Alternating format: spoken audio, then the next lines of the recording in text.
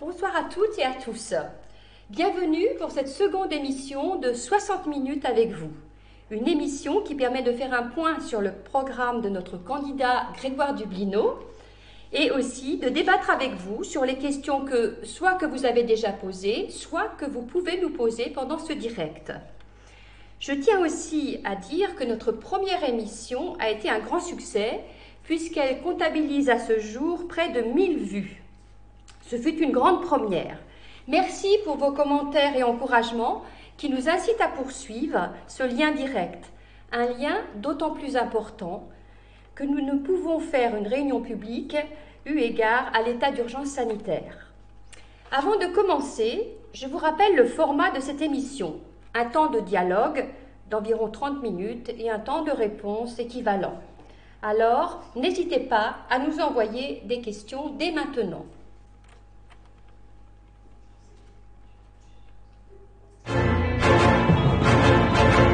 En attendant, bonjour, je suis Hervé Collège, actuellement donc deuxième adjoint dans l'équipe de Grégoire Dublineau, en charge.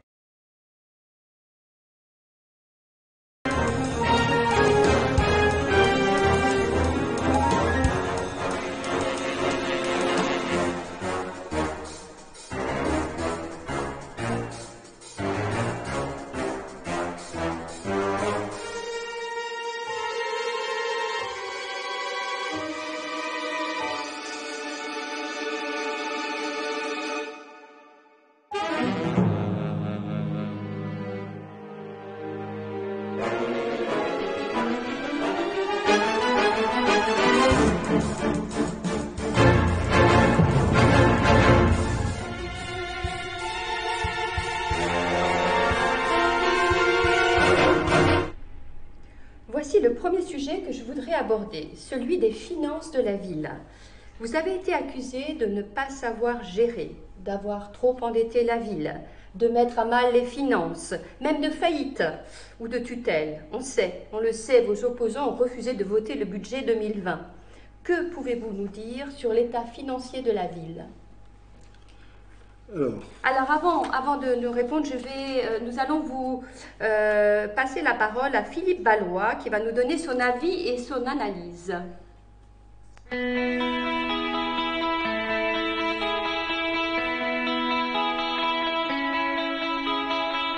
Je me présente, je suis Philippe Ballois, maire adjoint délégué à l'urbanisme, au patrimoine et aux finances de la ville.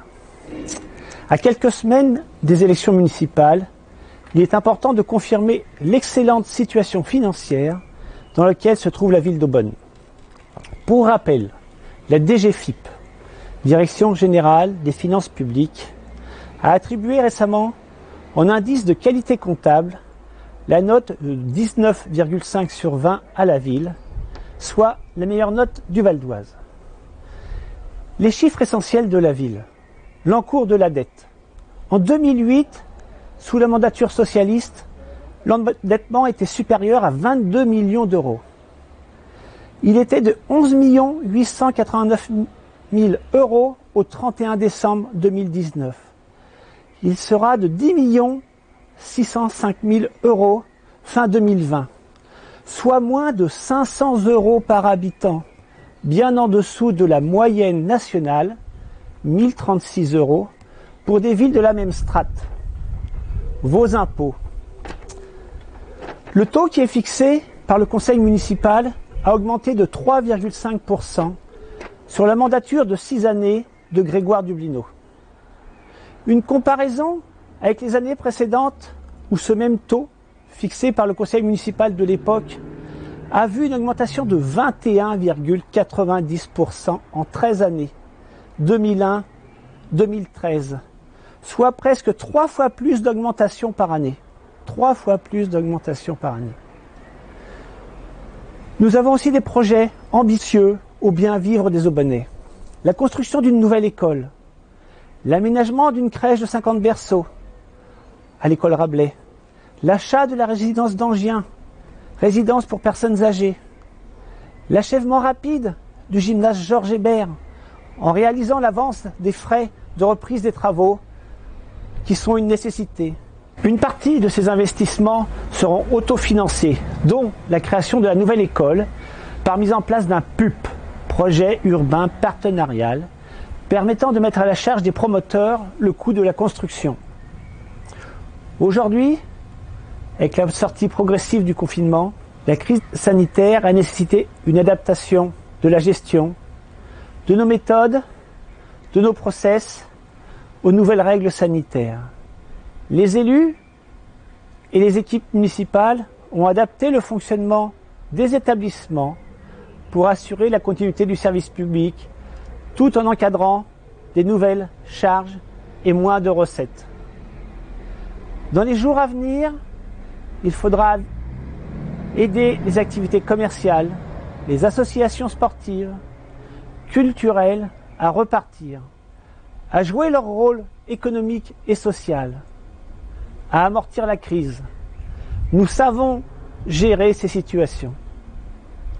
Nous savons qu'il faudra persévérer dans nos démarches de recherche permanente de subventions, de sponsoring, de financement participatif, en systématisant ces recherches avant tout début de travaux. Mais nous maintenons nos engagements d'aucune hausse d'impôts pendant la mandature 2020-2026. Alors, c'est à vous de prolonger les actions mises en place pour Aubonne. C'est à vous de voter le dimanche 28 juin pour Grégoire Dublineau et son équipe, Aubonne, une ambition renouvelée. Merci à tous. Alors, après ce qu'on vient d'entendre, la question qui se pose est de savoir comment on en est arrivé là. Bien. Merci Maryse pour cette question franche, sincère, et en même temps, je tiens aussi à vous saluer toutes et toutes qui êtes ici présents. Effectivement, Maryse, tu as raison de poser cette question. Il faut savoir plusieurs choses. Tout d'abord, un budget communal répond notamment à deux grands principes, le principe de la sincérité et le principe aussi de l'équilibre. Une procédure budgétaire, c'est une procédure qui s'étale dans le temps, que l'on fait chaque année et qui dure plusieurs mois, puisque l'on regarde à travers le budget la traduction concrète des projets que l'on porte. Le budget, c'est donc une traduction financière de projets, donc la traduction financière d'une vision politique, qui doit être sincère et qui doit être équilibrée. Au moment de présenter les orientations de notre budget, donc en février 2019, il y a eu un événement extérieur qui est arrivé, qui a été le fait que le gymnase Georges Hébert, qui était en cours de finalisation, a dû être arrêté pour cause de malfaçons non imputables à la ville. face à cela, nous nous sommes retrouvés devant un choix très précis que j'assume parfaitement. C'était de dire que nous pouvions risquer d'être malgré tout sommés de payer des factures.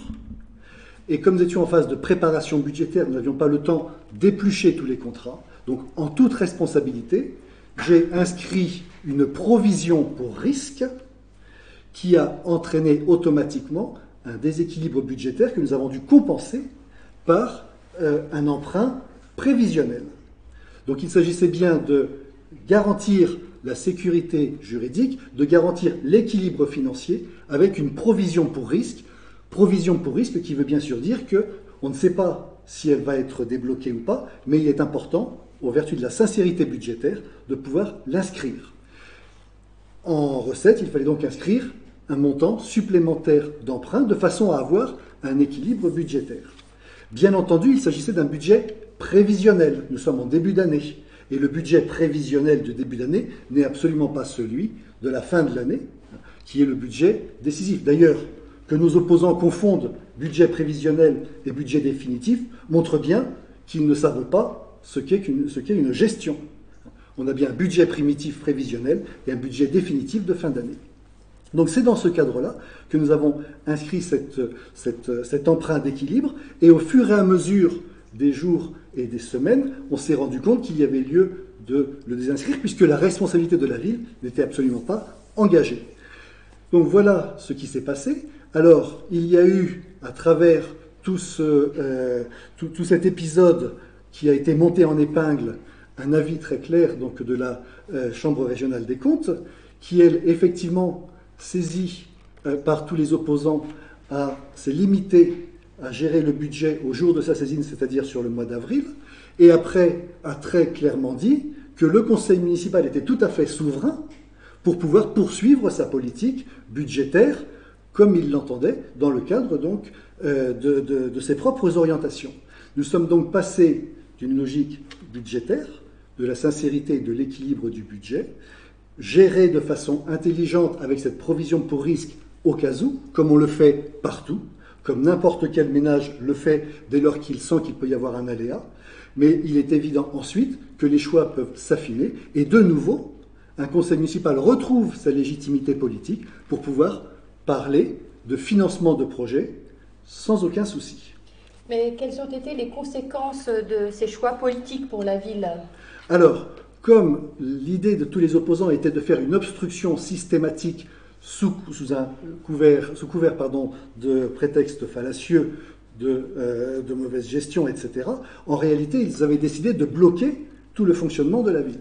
Heureusement, avec l'équipe, un certain nombre de choses ont pu être trouvées, et il a fallu faire dans ce cadre-là preuve de beaucoup d'imagination, mais en même temps d'un souci très clair de bonne gestion. C'est ainsi, par exemple, que nous avons réalisé l'aménagement du parc du Castel, en comptant d'abord sur nos propres ressources et en valorisant le travail des hommes et des femmes qui s'y sont impliqués. On a aussi pu faire les travaux sur la rue d'Anguin, avec la piste cyclable notamment. Mais bien entendu aussi, on a pu faire tous les travaux sur l'avenue de Paris. Très bien. Et comment ont été financés tous ces projets alors ? Alors, tous ces projets, donc, on a vu qu'il y en avait certains qui ont été financés, on vient de voir. On a vu aussi, à côté de cela, que cette obstruction systématique sous couvert du fallacieux prétexte budgétaire, en réalité traduisait une volonté de bloquer tous les projets. Ce blocage des projets s'est notamment ressenti sur la résidence d'Angiens, que nous n'avons pas pu acquérir immédiatement. Nous envisageons bien entendu de le faire. Ça s'est traduit aussi par un refus de financement de l'acquisition du poste de police municipale. Là encore, c'est important, nous l'avions prévu, puisque la sécurité est importante. Ça s'est traduit aussi par le refus des financements pour initier les travaux de l'école des Bussiers, alors même que l'on sait que l'école est indispensable. Et ça s'est traduit aussi par des difficultés liées à la maison de santé. Alors, effectivement, comment cela s'est traduit ? Eh bien, cela s'est traduit, on l'a vu chez nous, par une gestion très saine des finances, puisque en fin d'année, le niveau de l'emprunt était de 0, Il n'y a donc pas eu d'emprunt sur 2019, et c'est bien là où il faut distinguer un budget prévisionnel d'un budget définitif. Une provision pour risque qui n'est pas utilisée, donc par définition, nous savons gérer. Donc tout ce pataquès qui a été mis n'avait en réalité qu'une seule finalité, celle de bloquer tout le fonctionnement de la ville pour des motifs purement électoraux, puisqu'on était à la veille de la campagne. Donc aucun recours à l'emprunt. Par contre, une capacité pour nous de trouver, comme on l'avait prévu, les financements adéquats, sans mettre en péril les finances de la ville. Et d'ailleurs, la DGFiP, qui est une instance autonome, la Direction Générale des Finances Publiques, nous a accordé la note de 19,5 en termes de gestion comptable de la ville. Et 19,5, c'était la meilleure note du département. Donc on le voit, pas de recours à l'emprunt, pas d'augmentation d'impôts. 19,5 comme note de la DGFiP, voilà l'état des finances et voilà la capacité que l'on a de démontrer combien les finances de la ville sont très bien gérées. Alors, votre programme prévoit toujours ces projets, mais les dotations de l'État semblent diminuer fortement et de nouvelles priorités se font jour. Comment financer tout cela ? Alors, là encore, Maryse, tu as complètement raison de le souligner. Bien entendu, les projets doivent se poursuivre. Il est indispensable d'investir pour un poste de police. Il est indispensable d'acquérir la résidence d'Angers. Il est indispensable de continuer nos travaux de voirie. Alors, comment faire ? Eh bien, on va faire comme nous l'avons fait jusque-là, toujours en lien les uns avec les autres et en traduisant de façon financière notre projet politique. Ça se fait comment ? Ça se fait par la poursuite d'économies, par la poursuite aussi de la mutualisation. Donc il y a des économies d'échelle qui se font.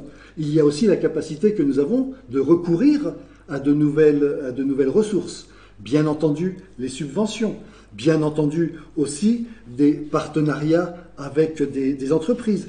Bien entendu aussi le PUP, le projet urbain partenarial. Il y a aujourd'hui beaucoup d'outils nouveaux, d'outils qui existent, que l'on doit utiliser pour justement pouvoir financer des projets sans avoir recours à de hausses d'emprunt. Alors, à de hausses d'impôts, pardon.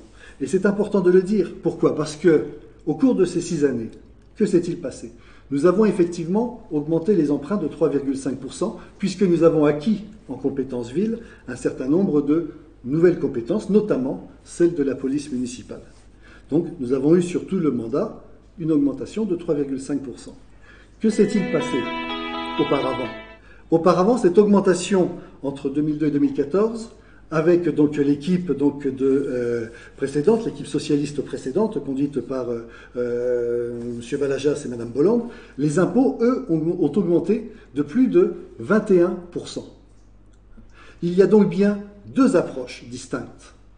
Une approche qui est la nôtre, qui est celle de gérer au plus près l'argent public. Parce que l'argent, il ne faut pas se leurrer, Maryse, il sort d'abord de nos poches.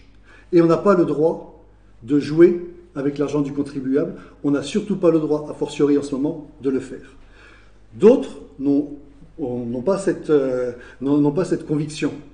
Et donc pour eux, le recours à l'emprunt est quelque chose qui permet de faciliter une gestion.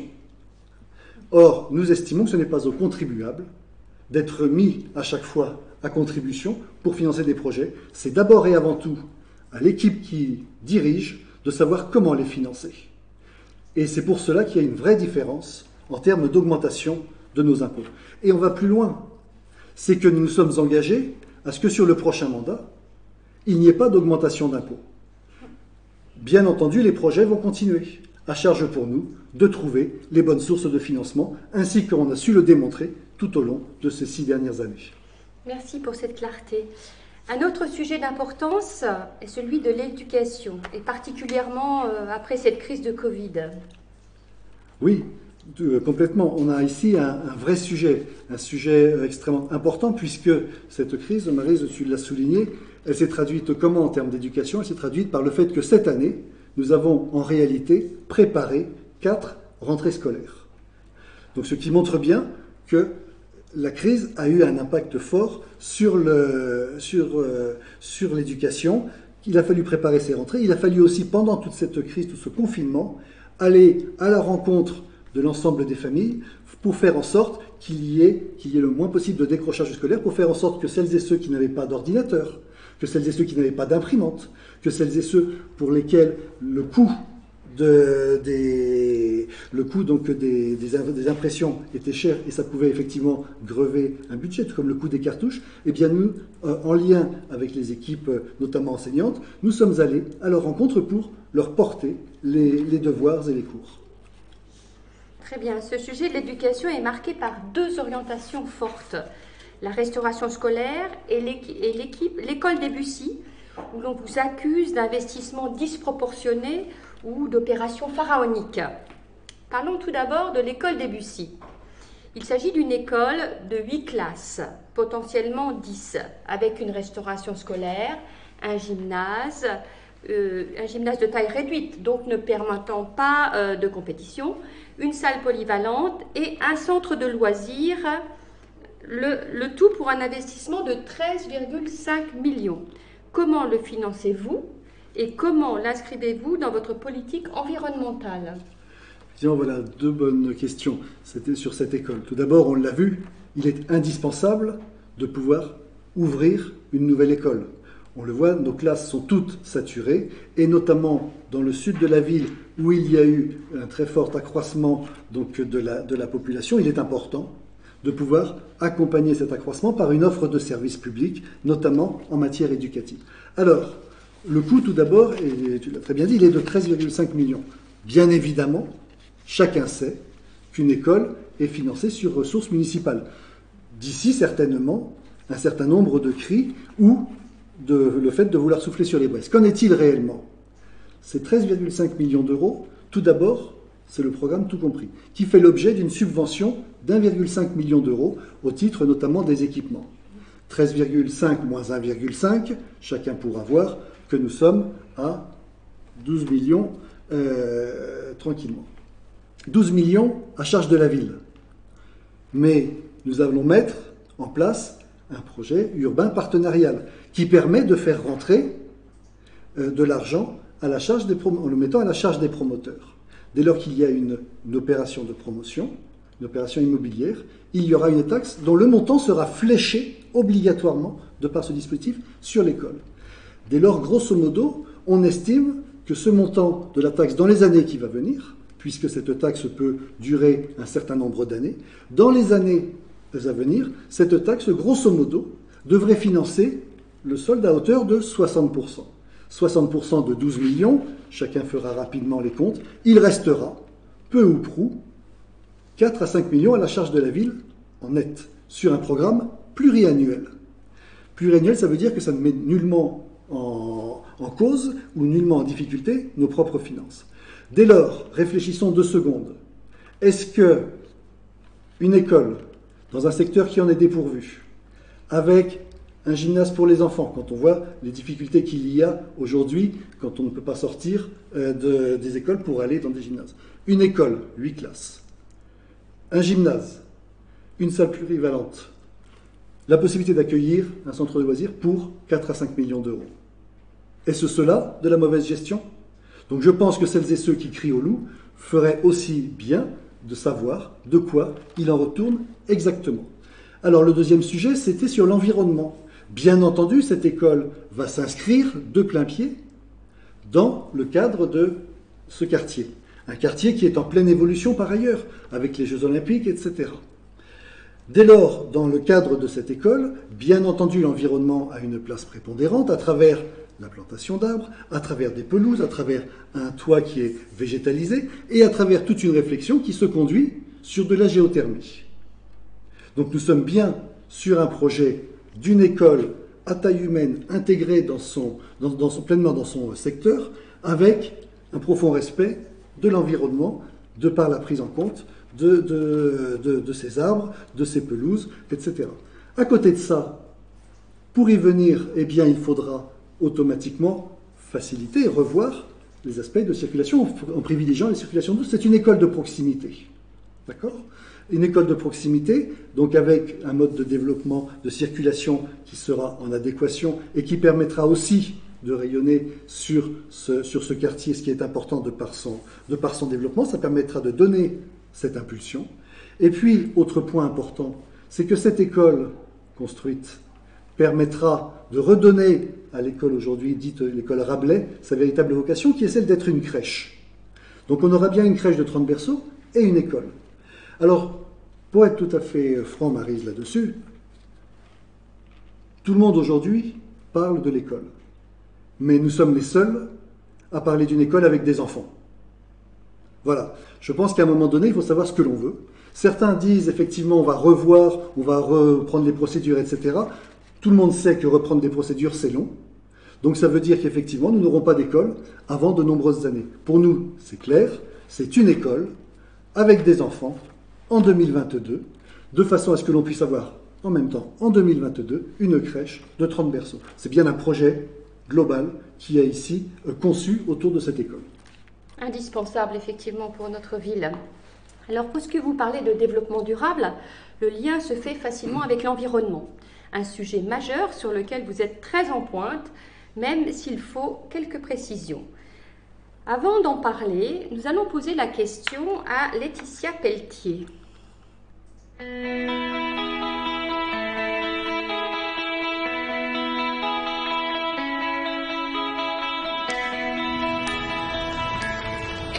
Bonjour, Laetitia Pelletier, colistière d'Aubonne, une ambition renouvelée. La crise sanitaire nous a confortés dans le fait que l'environnement est un enjeu majeur de notre société. C'est pourquoi je me permets de vous rappeler nos principaux axes de notre programme. Faire d'Aubonne une ville verte et vertueuse, en privilégiant les jardins familiaux et partagés, et tout ça en zéro phyto.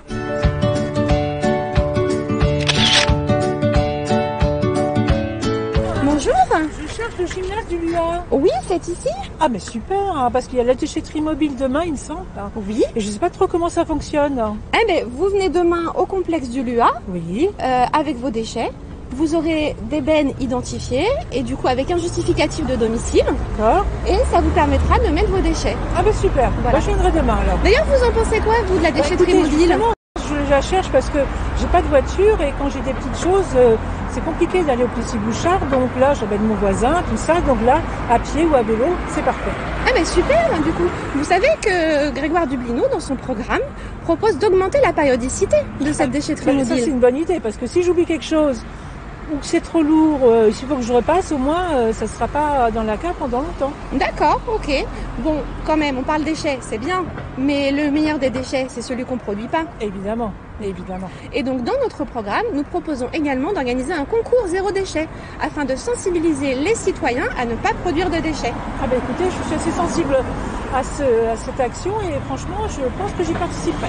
Ah, super, bonne nouvelle.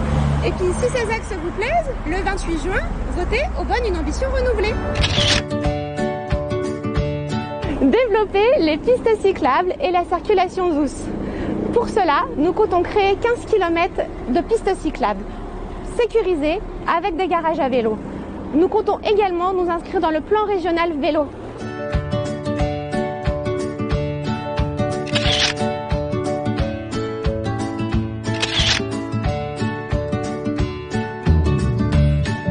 Notre objectif, s'inscrire dans une démarche environnementale ambitieuse, obtenir le classement Refuge Ligue pour la protection des oiseaux de certains de nos espaces verts.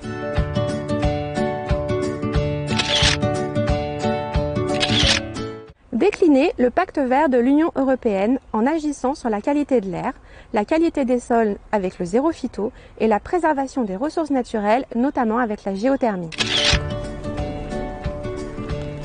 Pour nous, l'écologie ne doit pas être un parti politique, mais un acte de citoyenneté. Si vous êtes d'accord avec les axes majeurs présentés, je vous invite le 28 juin 2020 à voter Aubonne une ambition renouvelée.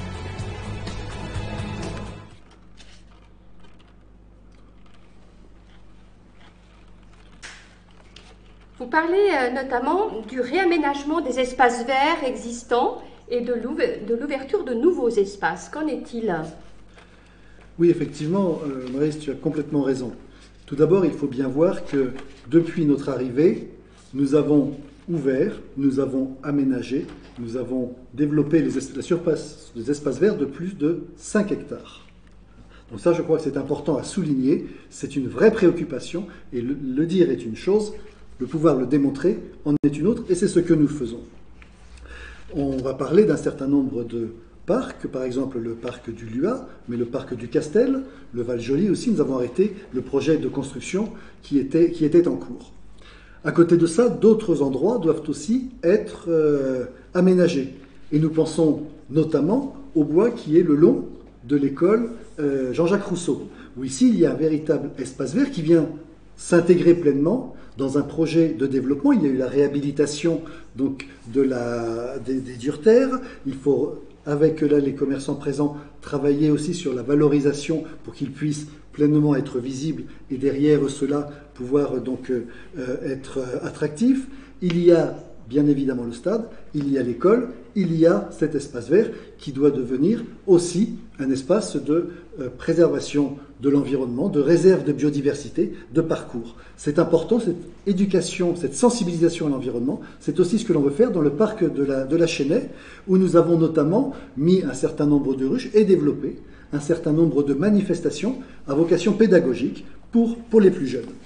Bien entendu, puisque nombreux sont les projets, on pourrait y passer beaucoup de temps. Simplement un autre qui nous tient à cœur, c'est la poursuite de cette coulée verte que nous avons mise en place avec la ville de Margency, que chacun maintenant connaît bien, le bassin des Moulinets, le Lua, bien entendu le Val-Joli. Et donc tout cela qui continue sur le parc de la Chênaie avec les aménagements routiers qui sont en train de se faire. On va bien entendu finaliser tout ce qui a trait à l'avenue du 18 juin, de façon ici à ce qu'il y ait aussi une végétalisation. Donc on a un projet de coulée verte qui va se poursuivre dans le centre-ville avec le réaménagement, la réhabilitation de la piste cyclable de la rue d'Anguin, et celle-ci arrivant notamment sur le champ de course et permettant aussi de desservir l'Alliance. Nous avons un projet pour aller jusqu'au bassin des Cressonnières, où là, en lien avec le SIAR, il y a aussi un projet d'aménagement. Et si l'on raisonne bien globalement ce projet lié au développement de l'environnement, et notamment à son aspect pédagogique, à la sensibilisation que l'on doit faire, eh bien on s'aperçoit qu'on va de parc en parc, à travers des espaces protégés, des modes de circulation doux, eh bien on va avoir ici tout un itinéraire, une véritable trame verte au niveau de la ville. Formidable. Et quid du lien entre la politique de la voirie et l'environnement? Oui, là aussi c'est un vrai sujet. Cette politique de l'environnement, c'est pas quelque chose d'à part. Ça a été très bien dit dans la vidéo. Ce n'est pas quelque chose d'à part, c'est le prisme qui doit nous permettre d'analyser toutes nos politiques. Alors à travers la voirie, on a fait beaucoup pour concilier environnement et voirie. Je ne vais prendre qu'un seul exemple, celui du carrefour Charles de Gaulle, qui a été totalement réaménagé, avec plus de 5000 plantes, et très concrètement, ces plantes sont des plantes qui sont peu gourmandes en eau. Là aussi, c'est la capacité que l'on a de justement préserver l'environnement et en même temps préserver les ressources. Donc, quelque chose ici qui se fait, qui est en même temps une réserve mellifère. On a la même volonté sur l'avenue de Paris, on a commencé sur un des tronçons. On a envie de le faire notamment avec devant le château Lombard que l'on tient ici à aménager. C'est aussi le projet que nous avons sur la rue des Tilleuls, donc dans le centre-ville, pour la végétaliser en son milieu. Voilà, il y a au niveau donc de la voirie une véritable prise en compte de l'environnement, et ça c'est important. Pourquoi ? Parce que ce que nous faisons, nous le faisons sur la base de principes très forts comme le zéro phyto, et nous l'inscrivons pleinement dans cette politique européenne qui a été présentée. Et Maryse, toi qui connais très bien l'Europe, tu sais bien que le pacte vert au niveau européen, il a été intitulé par la Commission européenne comme étant l'Europe verte, l'Europe du numérique et l'Europe résiliente. Donc on est bien ici aussi sur une déclinaison concrète d'un projet qui est un projet intercommunal, départemental, régional, national et européen. On s'inscrit pleinement dans ces synergies. Très bien. Aubonne a maintenu, grâce à vous, les 3 fleurs, ces 3 fleurs. Quel est votre objectif en ce domaine et est-ce suffisant ou voulez-vous aller plus loin dans le développement durable ? Alors nous souhaitons aller plus loin. 3 fleurs, c'est très bien. Nous visons maintenant la 4e fleur, ce qui implique aussi d'aménager ou de réaménager un certain nombre de nos parcs. Je pense notamment au parc Claude Monet, en plein centre-ville, où il va falloir le valoriser, au parc donc du Clos de l'Olive, aussi où il y a un gros travail qui est en train de se finaliser pour réhabiliter ces différents parcs, qui sont là encore des poumons verts en plein cœur de ville, et Dieu sait s'ils sont importants. Donc la 4e fleur est clairement notre objectif, il est affiché, donc il faudra l'atteindre obligatoirement. Et puis, bien entendu, il faut aussi pouvoir décliner notre agenda 21 et le compléter. Cet agenda 21, c'est le témoin devant tous les habitants des engagements que l'on peut prendre.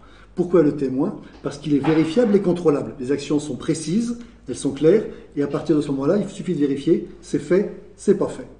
Donc ça nous oblige, et c'est parce que ça nous oblige qu'on a voulu le faire. Et c'est peut-être d'ailleurs parce que ça nous oblige que nos opposants ne l'ont pas voté.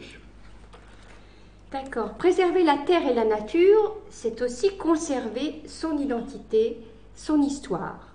Aubonne est la ville aux 15 châteaux. Aubonne tient son nom des légions de César, Aqua Bona, avec la chaussée Jules César qui traverse toute l'intercommunalité. Comment concilier accroissement de la population et conservation du patrimoine? Avant d'y répondre, je passe la parole à Hervé Collet.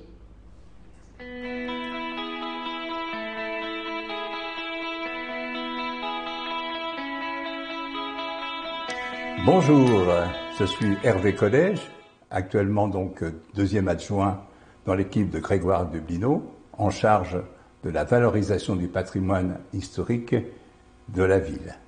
Certains d'entre vous d'ailleurs me connaissent pour mes livres sur l'histoire d'Aubonne. Pour beaucoup, les communes de la vallée de Montmorency sont perçues comme de simples villes de banlieue, alors que pendant des siècles, cette région a été un haut lieu de patrimoine et de tradition culturelle. Aubonne, en particulier, a été et reste encore un pôle d'excellence et d'attraction au sein de cette vallée. Être ambitieux dans ce contexte ne veut pas dire, en priorité, de construire des équipements somptueux et coûteux. Il s'agit avant tout de valoriser les trésors patrimoniaux et historiques existants, qui sont d'ailleurs, vous le savez, exceptionnels dans notre commune, pour faire en sorte que ses habitants soient fiers d'y résider. Vous ne viendrez pas à Aubonne par hasard. Cette mise en valeur passe d'abord par l'exploitation des atouts de la ville en matière de patrimoine et par la labellisation des efforts accomplis par la commune pour atteindre un niveau d'excellence dans un certain nombre de domaines de la vie quotidienne. C'est cet objectif qui a animé l'équipe de Grégoire Dublineau quand elle a choisi pour thème porteur l'appellation Ambition, partagée en 2014 et renouvelée pour 2020. A contrario, et ça je le regrette, cette notion est malheureusement absente des projets des autres listes. Je vous rappelle les atouts patrimoniaux et historiques de la ville. 5 bâtiments classés monuments historiques, plus de 100 personnages dont certains sont connus sur le monde entier, Rousseau, et puis d'autres en France, Goyer, Regnault de Saint-Jean d'Angély, Saint-Lambert, 2 sociétés d'histoire et une de généalogie, et puis il y a le fonds patrimonial de la médiathèque Maurice Genevoix, et puis une dizaine d'ouvrages d'histoire locale auxquels vous savez que j'ai participé. Fier de ce bilan de fin de mandat, parce que je vous rappelle les principales acquisitions. La création d'une délégation à la mise en valeur du patrimoine historique, des journées du patrimoine avec des animations de plus en plus diversifiées, des expositions temporaires sur des sujets historiques tels que la Grande Guerre, l'arrivée du chemin de fer, certains personnages remarquables, etc. Et puis des conférences et des créations théâtrales. Et puis, surtout, une stratégie de protection et de mise en valeur du patrimoine historique avec les 33 panneaux signalétiques du patrimoine qui ont été installés en 2018 et 2019. Je passerai rapidement aussi sur les labels. Les labels en tant que tels ne sont pas des buts en soi, ce sont des moyens. Mais ce sont d'excellents défis pour l'équipe municipale et puis aussi les agents de la ville qui y participent avec beaucoup d'entrain, je dois dire, et beaucoup d'efficacité.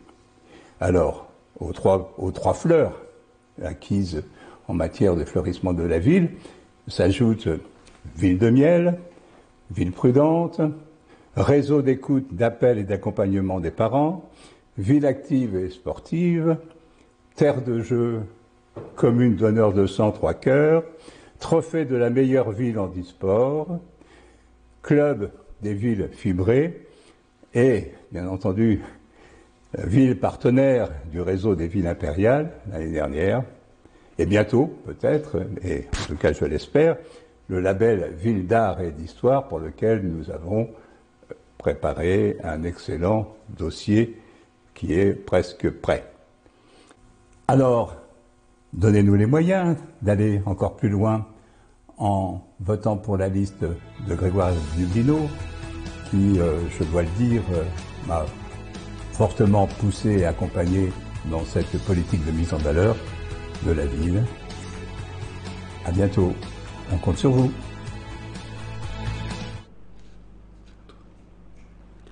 Aubonne, une ville avec une devise, le sens de l'harmonie. Comment la préserver? Quelle politique urbanistique envisagez-vous? Alors effectivement, là aussi, c'est une très bonne question. Lorsque nous sommes arrivés en 2014, il y avait un PLU, donc un plan local d'urbanisme, qui était extrêmement lâche, extrêmement souple et qui permettait une très forte constructibilité. Il y avait, en plus de cette facilité de construire, il y avait des zones à très forte densification qui avaient été définies. Ce sujet-là ne pouvait pas nous convenir. Donc nous avons revu le PLU. Et revu ce PLU de façon à protéger les zones pavillonnaires qui sont, et comme cela a été dit, l'histoire même de notre ville, les racines de notre ville, nous tenions à les protéger, en contrepartie de quoi nous avons eu 5 zones d'aménagement, notamment pour la construction donc, de collectifs, là où ce collectif existe déjà, donc c'était dans le prolongement, un aménagement harmonieux qui permet justement de répondre à la devise de notre ville.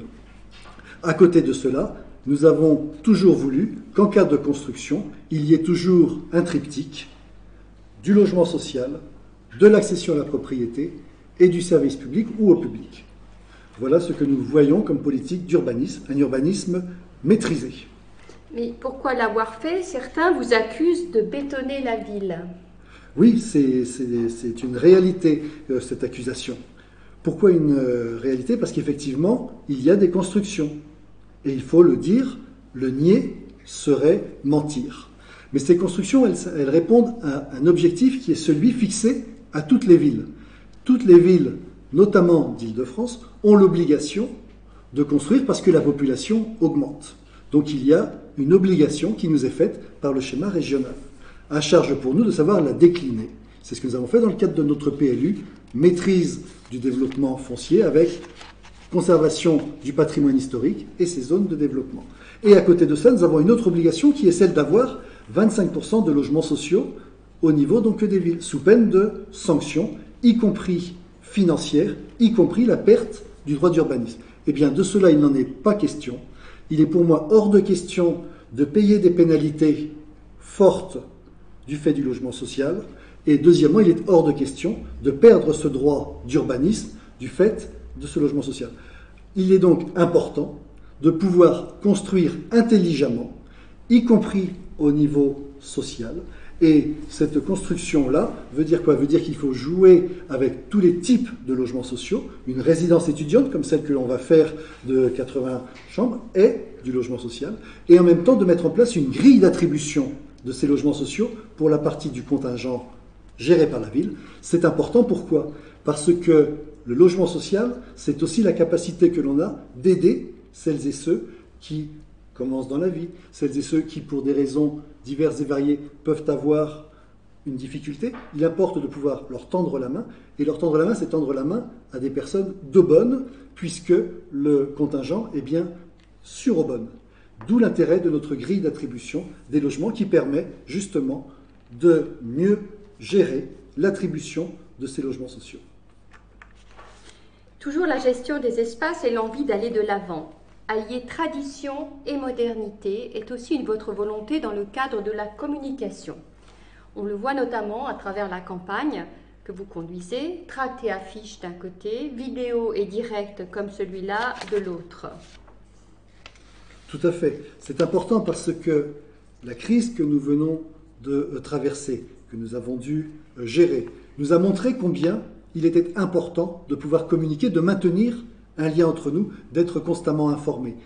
On peut toujours accepter les choses dès lors qu'on sait précisément pourquoi elles sont faites et qu'est-ce qui les motive. C'est ce qui nous a conduit justement à beaucoup travailler sur cette communication.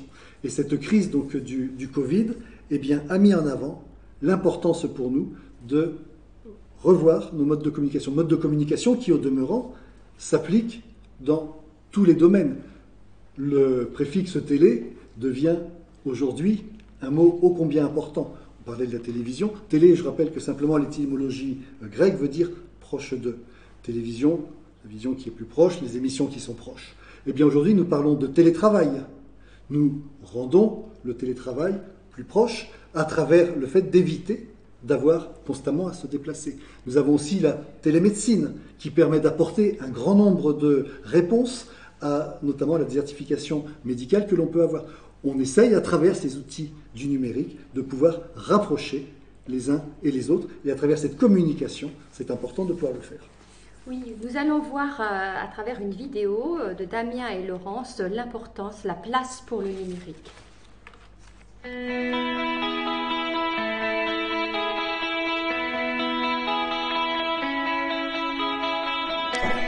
Laurence Cousin, maire adjointe, déléguée au développement numérique et aux anciens combattants. Damien Rico, colistier sur la liste Aubonne, une ambition renouvelée, menée par Grégoire Dublino.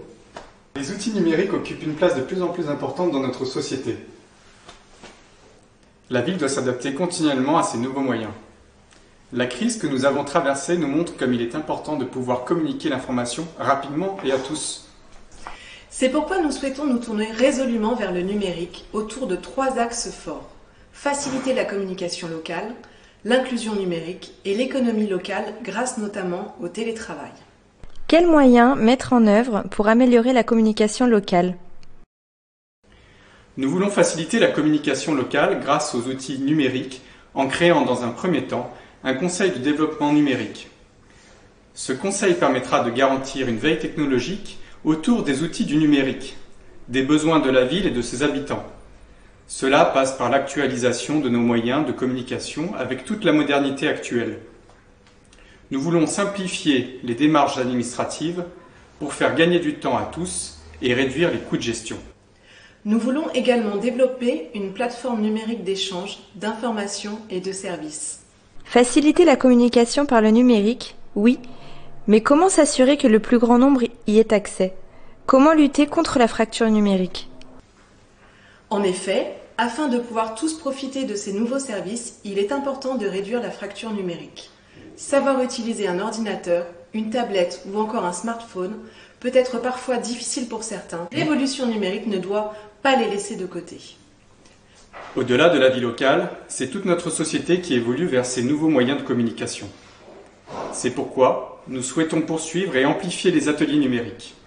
Ces ateliers permettent à ceux qui le souhaitent de se former et d'apprendre à utiliser ces nouveaux outils. Dernier point. Pendant la crise du Covid-19, un certain nombre de salariés ont maintenu leur activité grâce au télétravail, parfois dans des conditions compliquées. Et certaines entreprises, qui n'avaient pas encore choisi cette voie, ont décidé de développer le télétravail. Comment allons-nous accompagner ce nouveau mode de travail qui tend à se développer ? Nous souhaitons mettre en place des espaces de télétravail et de coworking pour faciliter l'activité professionnelle de chacun, pour permettre le télétravail dans des conditions optimum quand celles-ci ne sont pas réunies à la maison.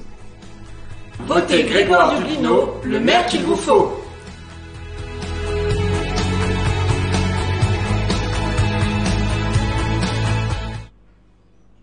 Alors, quelle place pour le numérique ? Alors effectivement, la place du numérique, elle est essentielle et nous lui accordons une place fondamentale. Elle est essentielle, on l'a vu au niveau européen, c'est une Europe verte, une Europe numérique, une Europe résiliente, c'est le cadre dans lequel nous inscrivons notre programme. Numérique, ça veut dire quoi? Ça veut dire que nous avons été retenus par l'Union européenne, comme quelques autres villes en France et d'autres en Europe, pour déployer le Wi-Fi gratuit, notamment dans l'espace public.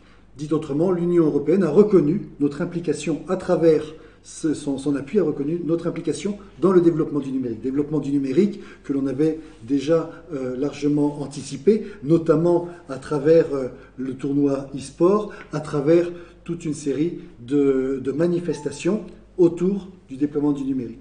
Et on veut aller, bien entendu, plus loin encore.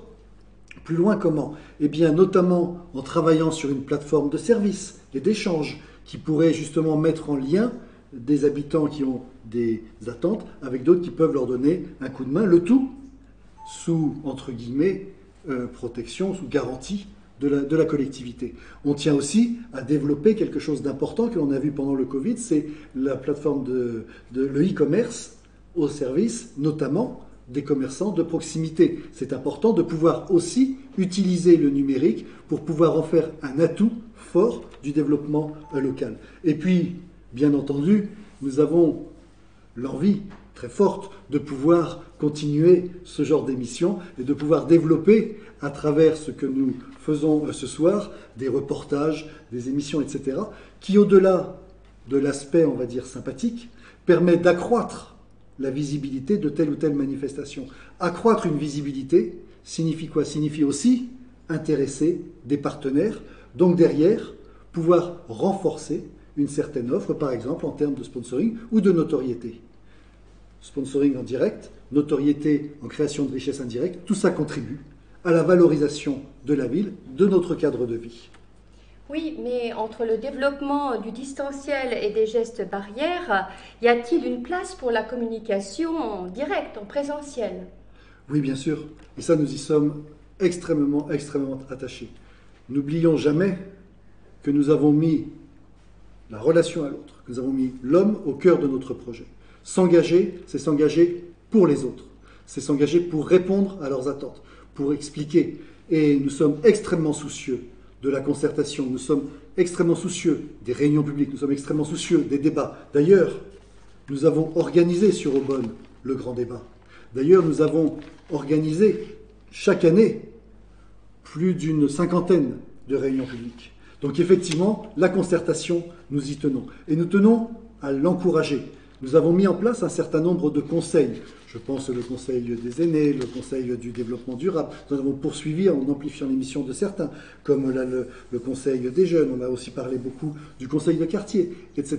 Des conseils, bien évidemment, ou des comités municipaux, extra-municipaux. C'est important de faire en sorte que les gens puissent se retrouver, puissent échanger, puissent discuter. C'est comme ça aussi que l'on conforte les relations entre nous. Alors nous allons bien entendu le développer. Nous allons créer notamment le conseil du numérique, Maryse, duquel on vient de parler. Le conseil aussi du développement local est quelque chose d'important. Et nous entendons mettre en place le conseil plénier, le conseil citoyen plénier, qui permettra 1 à 2 fois par an aux élus de présenter devant des représentants des habitants les projets, leurs projets, et pouvoir échanger. C'est là encore quelque chose de fondamental, comme quoi la concertation et la démocratie locale, la démocratie de proximité, sont pour nous de véritables enjeux que nous tenons absolument à concrétiser et à voir appliquer constamment, à l'image aussi de ce que nous avons fait à travers les différents barnums que nous tenons le 3e dimanche de chaque mois. Tout cela sera poursuivi et donc amplifié. Merci beaucoup pour toutes ces explications. Je vois que le temps avance très vite et nous avons encore un petit peu de temps pour laisser la place aux questions. Alors, il y a eu quelques questions qui ont été posées, notamment sur les parcs et les parkings, qui sont effectivement des lieux de rassemblement, mais qui peuvent également provoquer des nuisances. Comment les protéger ? Alors effectivement, pendant longtemps, toute l'idée a été d'ouvrir le plus possible les villes. Aujourd'hui, on se rend compte que par rapport à des questions de sécurité, eh bien, il faut aussi savoir fermer un certain nombre d'espaces. Fermer un certain nombre d'espaces ne veut pas dire les interdire, veut dire simplement pouvoir faire en sorte de concilier cette ouverture au grand public avec aussi la tranquillité des riverains.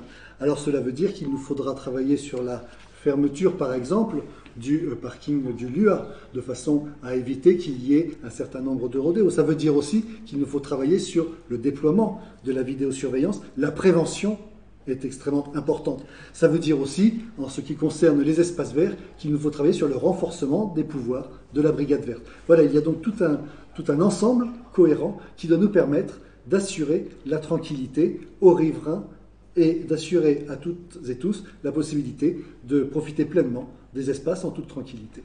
Justement, suite au déconfinement, on parle de sécurité. Qu'en est-il? On a parlé de reprise des trafics, on a parlé de violence urbaine. Comment percevez-vous cela à Beaune? Alors, effectivement, de façon générale, on a vu que le déconfinement avait aussi entraîné malheureusement la reprise d'un certain nombre donc, de trafics et aussi donc, d'un certain nombre de difficultés. L'actualité récente nous le démontre. Ça veut dire aussi qu'il est important d'avoir une politique extrêmement ferme en termes de sécurité. En termes de sécurité, cela veut dire quoi? Cela veut dire qu'il faut renforcer les moyens de notre police municipale. Ça veut dire aussi qu'il faut lui offrir les meilleures conditions d'exercice de son métier. Nous étions pour l'armement, nous sommes pour la construction, pour l'acquisition de ce nouveau poste de police municipale. Mais ce n'est pas qu'une affaire des autres.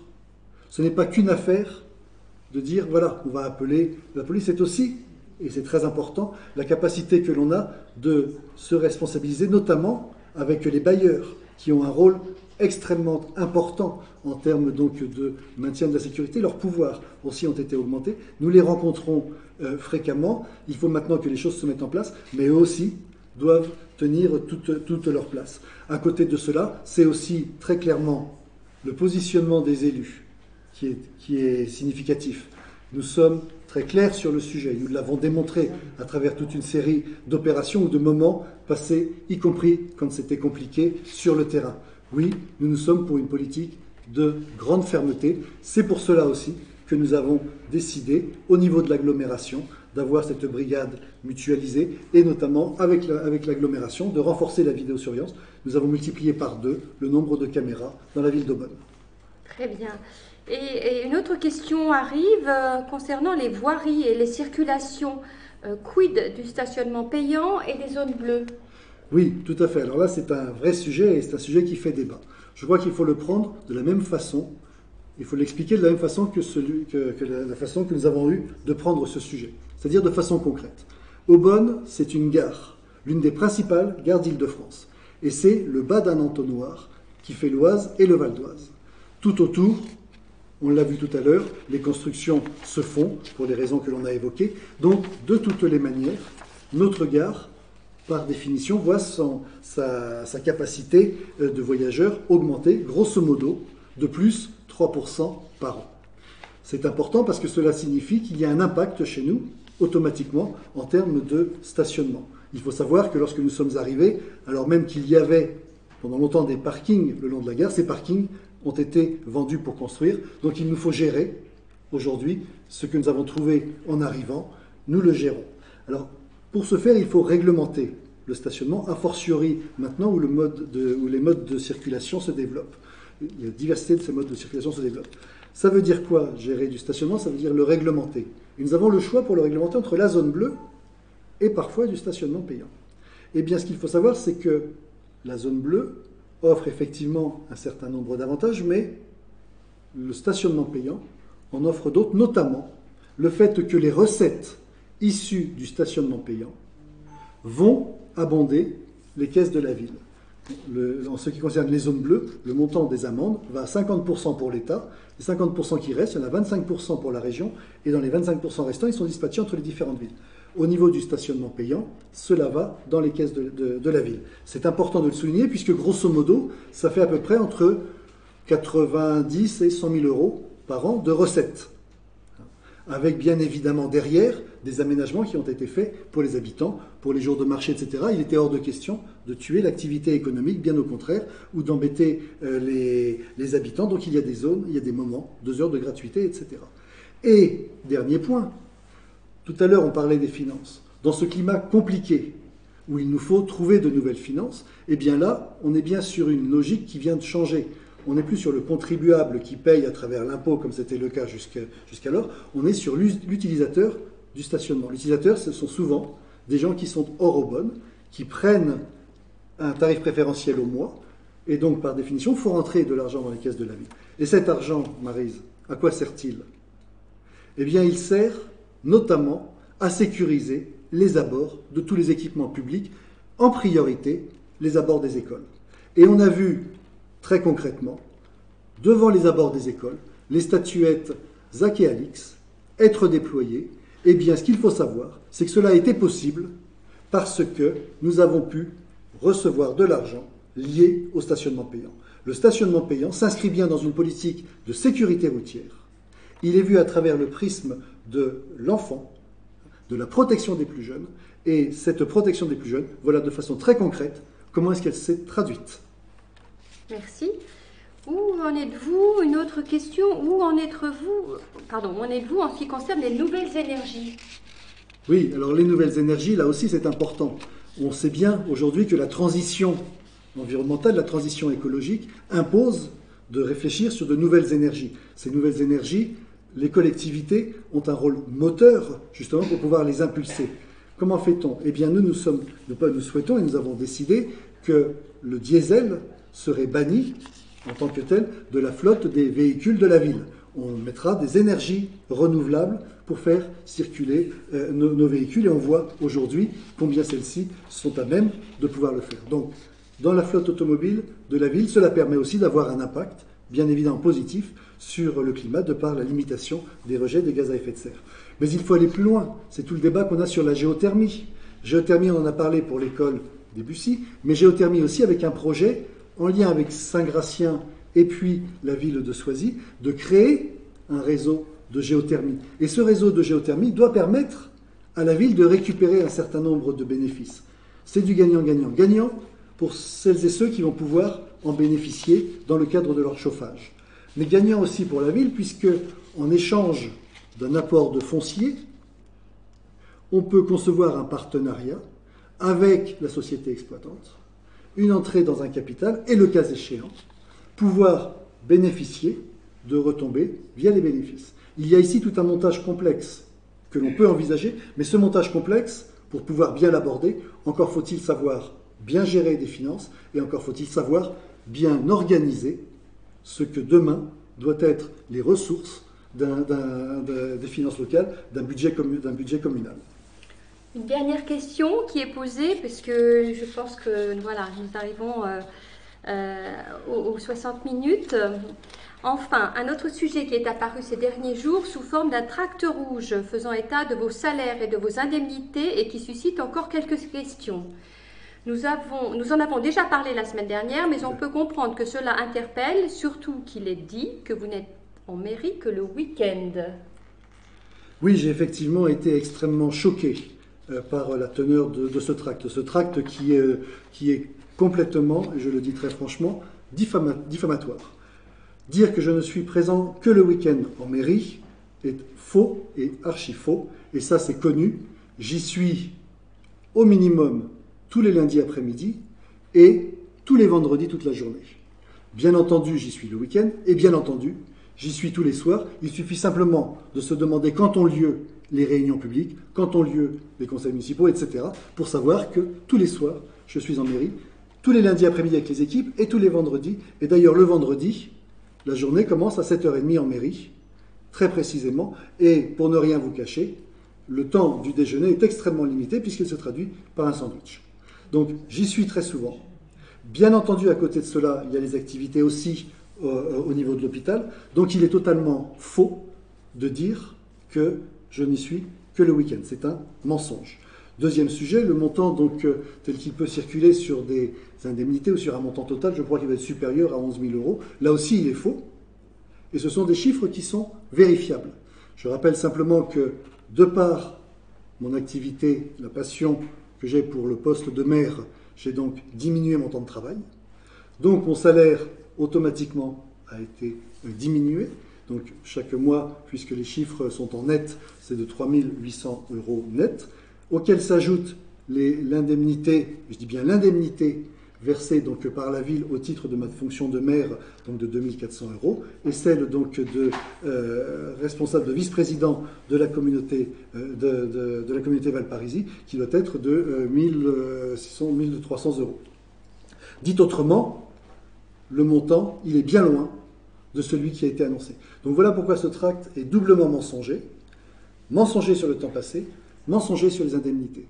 Et j'en suis d'autant plus choqué que l'utiliser comme cela, tout peut se comprendre dans une campagne électorale. Nous n'avons pas été, voilà, on a été plutôt souvent égratignés, souvent attaqués, souvent etc.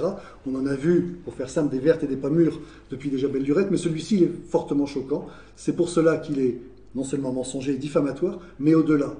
Ce que je regrette profondément, c'est qu'il n'y ait pas eu de réaction d'autres élus. Je veux simplement ici dire que lorsque un ancien maire notamment a été attaqué sur le marché, j'ai immédiatement pris le soin de lui envoyer un petit message de réconfort pour prendre de ses nouvelles et lui assurer, au-delà de tout mon soutien, de la protection que pouvait avoir la ville. Donc je pense qu'il y a des moments donnés où sur des sujets diffamatoires, sur des sujets de violence, sur des sujets de ce genre-là, il faut savoir dire stop. Et au-delà de nos appréciations qui parfois peuvent diverger sur les idées, il y a des principes de base qui sont les principes de la République sur lesquels on ne doit en aucun cas transiger. Très bien, Monsieur Dublino. Est-ce que vous pouvez nous donner votre petit mot de la fin?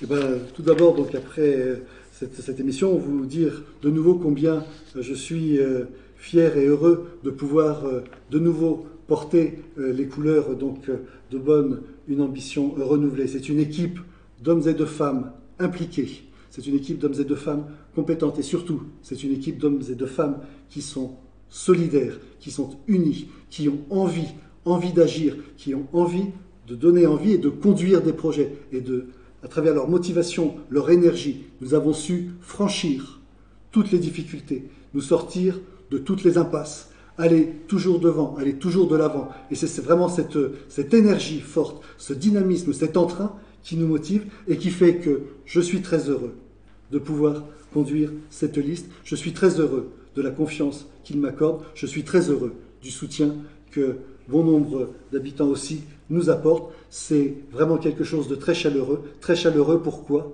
Parce que remettre les valeurs humaines au centre des préoccupations, c'est vraiment ça, pour moi, la politique de proximité, la politique où l'on agit les uns pour les autres, où l'on donne du temps aux autres. Pourquoi? Simplement parce que ce sont les autres et qu'on habite dans la même commune. Voilà ce que je pouvais vous dire en guise de conclusion. Merci Grégoire. On se revoit jeudi 25 pour une dernière réunion en direct, chers auditeurs. Mais auparavant, nous allons vous montrer une petite vidéo qui s'appelle « Voter juste ».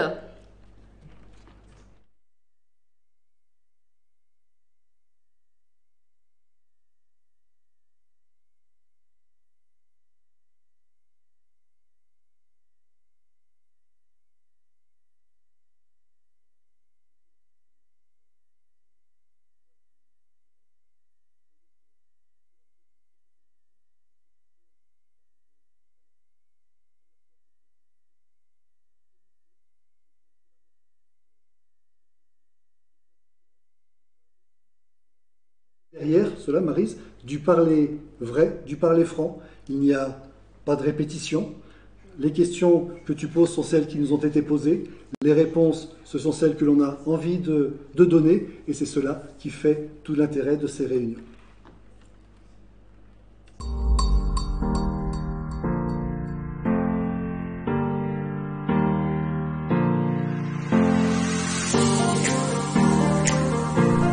Le 28 juin, je vise juste. Je vote Grégoire Dublino. Le 28 juin, je vise juste. Je vote Grégoire Dublino. Je vise juste. Je vote Grégoire Dublino. Je vise juste. Je vote Grégoire Dublino. Je vise juste. Je vote Grégoire Dublino. Je vise juste. Je vote Grégoire Dublino. Je vise juste. Je vote Grégoire Dublino. Je vise juste. Je vote Grégoire Dublino. Je vise juste. Je vote Grégoire Dublino. Je vise juste. Je vote Grégoire Dublino. Je vote Grégoire Dublino.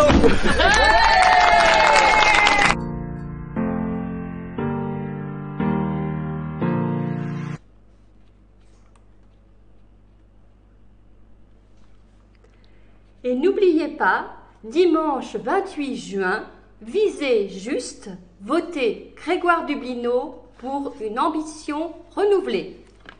Merci à vous, merci à toi Maryse, merci à l'ensemble donc de l'équipe qui a préparé cette émission et donc très bonne soirée à vous toutes et tous.